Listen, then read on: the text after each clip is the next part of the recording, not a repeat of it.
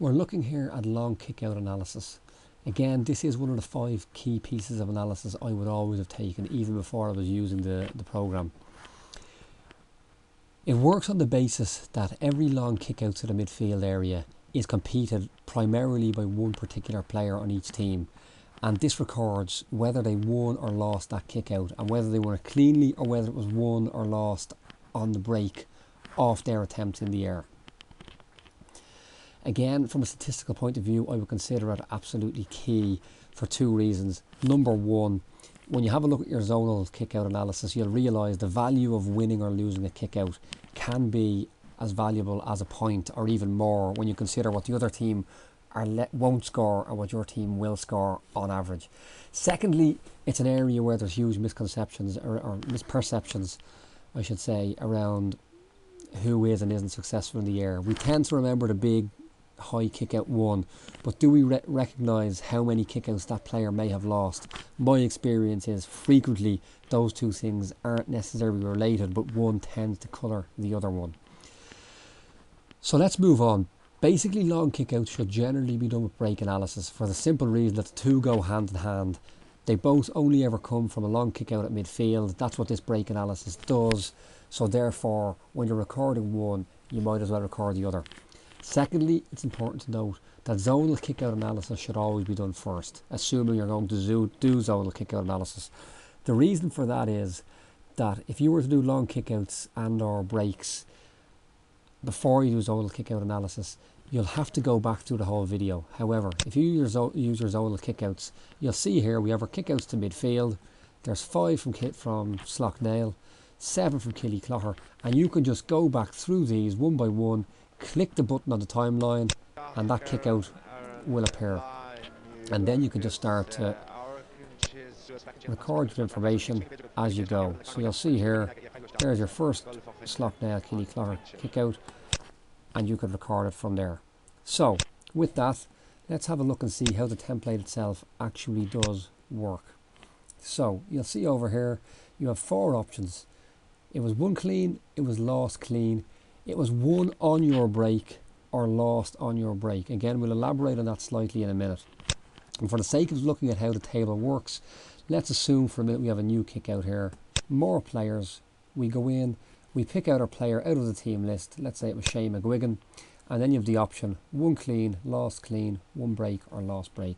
So you'd look at your video, you'd see what it was, and let's say you won clean. You click won clean, and there it goes into the timeline. That wasn't a genuine one, so we'll delete it, and we'll go and we'll have a look at a couple of examples.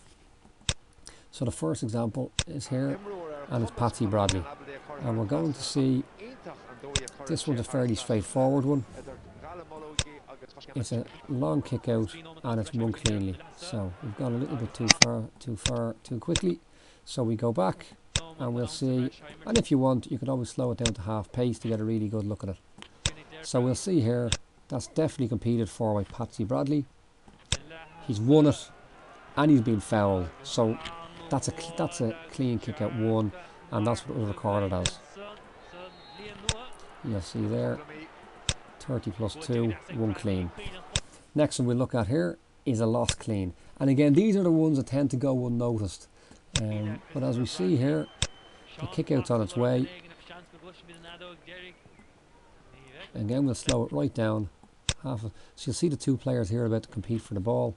From a Slough-Nail point of view, which is what we took this from, it's Carl Feeney, and you'll see there he's lost that kick out cleanly in the air, so that's what it was marked as. Now, to avoid any confusion, we're going to have a quick look at one that was won and lost on the break. So here we'll see, obviously when it comes to breaks, the most significant player, generally speaking, tends to be the player on the ground who has won the break. However, you will find over the course of maybe 20, maybe 50, certainly 100 kickouts per player, that certain players do tend to have their breaks won and lost more. For example, let's have a look at this. Patsy Bradley's up again. Now, you could make an argument whether he palmed that down deliberately, whether it was broken down randomly. In order to keep it statistically sound, the fact of the matter is he competed the high ball and Slough-Nail won the break, so that goes in there as a one break. Again, we'll look over here at the last one. it's Patsy Bradley again, and we're going to look at one where they lost the break. Again, we can speed it up a little bit. And as it drops, we'll see Bradley's up again. Again, you couldn't blame Patsy Bradley for that loss of a break. It was actually the fault of the players on the ground. However, he did compete it high in the air and it was lost. Again, over the course of 5 or 10 kickouts, you might not take those figures too seriously, but it is my experience that when you look at 100 kickouts, you will tend to find some fielders, their kickouts are broken more or less evenly. In cases I've seen, up as high as 70%. So in that case, it would be lost the break.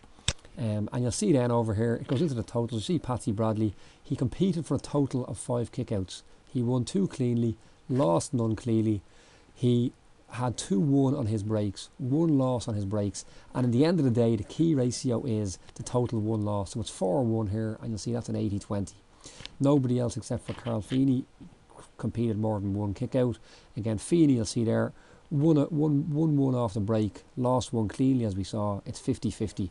And overall, you'll see the total on the day was a total of 12, 2-1 cleanly, 3 lost cleanly, 5-1 on the break, 2 lost on the break, a total of 7-5, and your total ratio is 58-42.